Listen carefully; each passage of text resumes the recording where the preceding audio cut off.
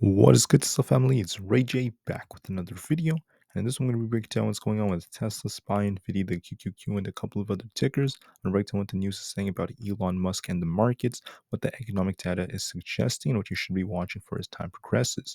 Before I break into all this information, before I get into any more details, let me just mention a couple of things. I am firstly not a financial planner, so take nothing I say as financial advice. And also, if you guys can, please check out the Webull link, which is down below and in the description. If you sign up for Webull, the link down below, and deposit any amount of money into the account, you are guaranteed up to 6 free stocks. If you deposit $500, you're guaranteed 20 free stocks plus 6 months of level 2 data. And putting in $25,000 or more gets you 70 free stocks plus 12 months of level 2 data. This can be very beneficial for trading, and the offer ends in just 12 days. Anyways, let's break down what's going on with the market. So far, during the pre-market, Tesla is pushing, SPY is pushing, the market's trying to break out. We're going to be watching some key resistance levels just to see how the market performs. Now, let's first talk about the data and the news before I break down the charts. Right now, when it comes to the data, I just want to call out that with the exports and imports data coming out in the morning, this was all as expected or very close to expectations. And on top of this, we have some crude oil data coming out at 10:30, and besides that, at 11:30 a.m., we have the 17-week bill auction. This is going to cause some volatility, possibly. Besides that, there's not really a whole lot of data coming out for today. A couple of things to know about the markets was some of these headlines were saying that the market may cool off a bit for December. We're coming back down to earth, right? But so far, that's not what's going on. The market may have started off a little weak this week, right, on Monday, but now it's trying to make a full recovery. It's trying to push up again, and we're starting to see the buyers defending again. There's some talk about the soft landing. Well, honestly, guys, I think it's way too early to make a call for a soft landing. But the data that's coming out so far is suggesting that we're not in a recession quite yet, or at least an economic recession based off their data. I know the data is manipulated. I don't fully trust it either, but that's just based off what we're seeing. And the jobs numbers did show some softening, but the other pieces of data are showing some uh, less signs of contraction of the economy, and the overall sectors for services are still quite strong. So that's just a reminder of what happened yesterday and why the market started pushing.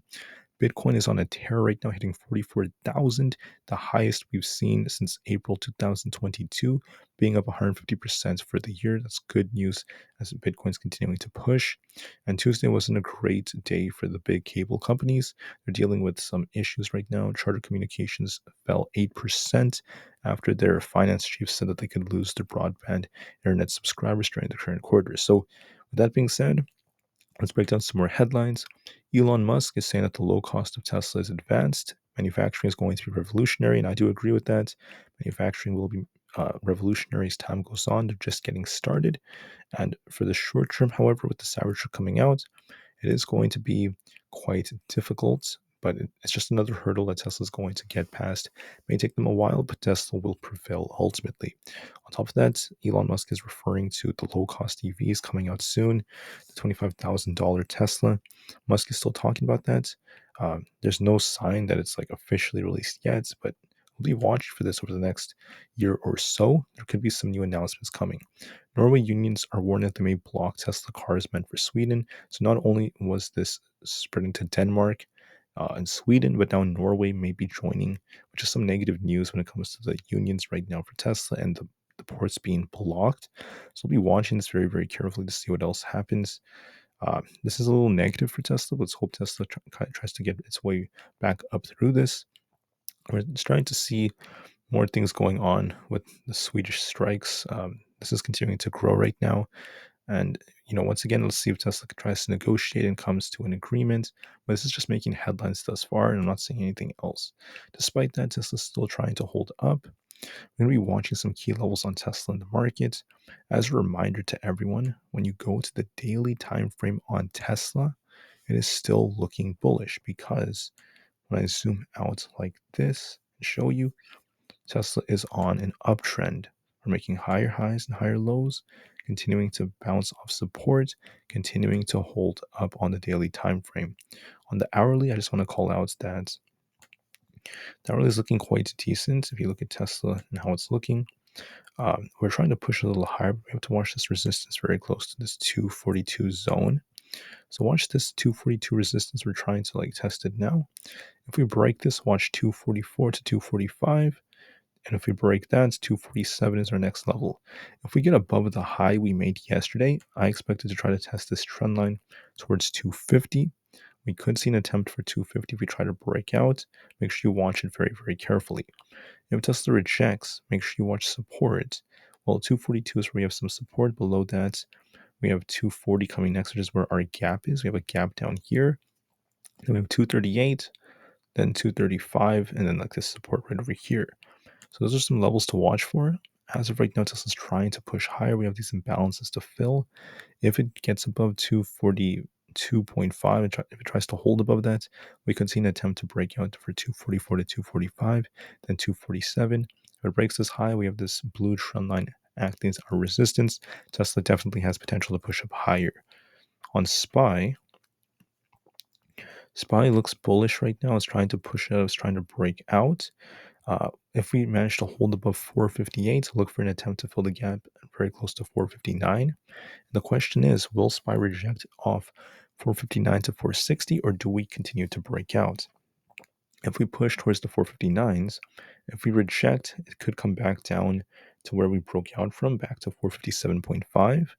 If we keep breaking out, okay, it all depends on 460. If we get above 460, we're going to be pushing for 462. Watch it very carefully. It's going to attempt to push higher and see if we reject or not at this 459 to 460 area. The market's still showing life. We have a gap to fill at 459, so we're likely going to push higher on SPY. We'll watch and see if we get the rejection, or if we break 459 to 460. If we break it, we could push up for 462. As of right now, it's making higher highs and higher lows. It's looking more bullish so far. On the QQQ, it's the same thing as SPY. It's attempting to go higher.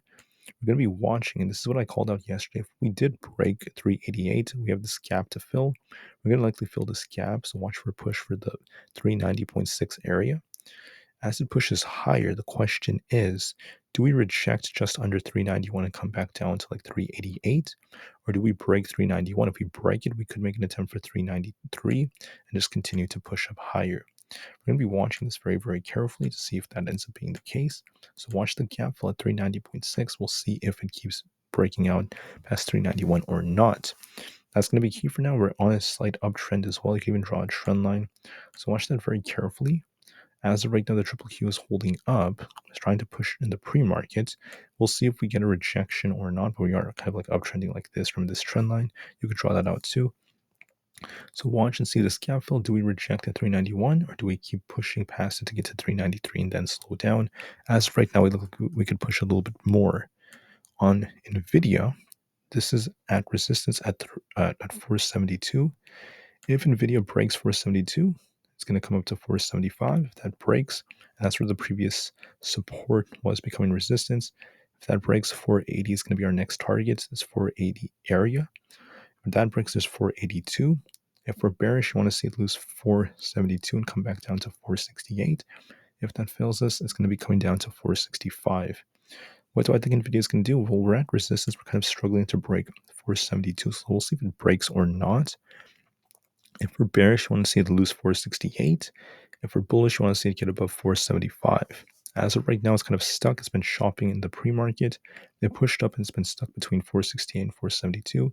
So watch and see which way it breaks. It's kind of sideways for now, but we'll be watching it very, very carefully just to see which way it breaks. It's trying to break out. It looks like it might make an attempt to go higher for 475, but just to be safe, we have to watch this resistance and see if Nvidia could break it.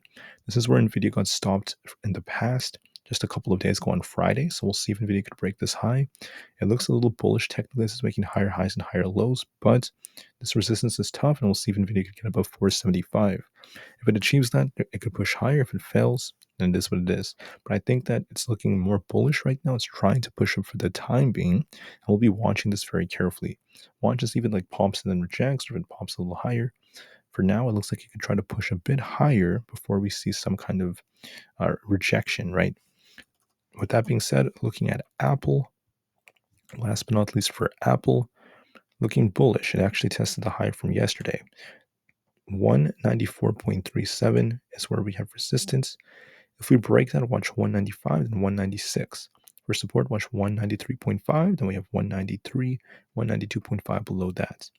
As of right now, we're kind of stuck at this resistance, so we'll see if we could break this or not. But Apple's not looking the strongest, it's kind of stuck right now. We will see if 194 can even break. So watch this resistance very carefully. See if Apple could try to break this. We could be forming a wedge that's bullish, so there is possibly a chance it's going to break out more, because you could draw a wedge like this as we have this uptrend. It might kind of get tighter and tighter and eventually try to break higher. So you want to be very careful in looking at Apple. Apple could drag the market up higher. For now, it's just trying to hold up, and we'll see if it can break this high from yesterday. If it breaks yesterday's highs, it's going to turn bullish. 195 plus is coming. If it loses this wedge right here, watch it come down to 193.5, then 193. As of right now, it favors the bulls as it's holding up quite nicely and it's making an attempt to break out. The bulls have the edge on Apple, and this could push the market higher. So right now, the bulls have the edge in the markets. The bulls are stronger, and there's no sign of the market crashing yet or breaking down yet. So, but make sure you watch resistance on SPY and Tesla, and make sure you're very patient amidst what we're about to see. Okay, hopefully this video was helpful, guys. Have a great day. Tesla to the moon, because the long term is still incredibly bright. Watch and see how resistance treats us, and I'll see you guys very, very soon. Thank you, and peace out.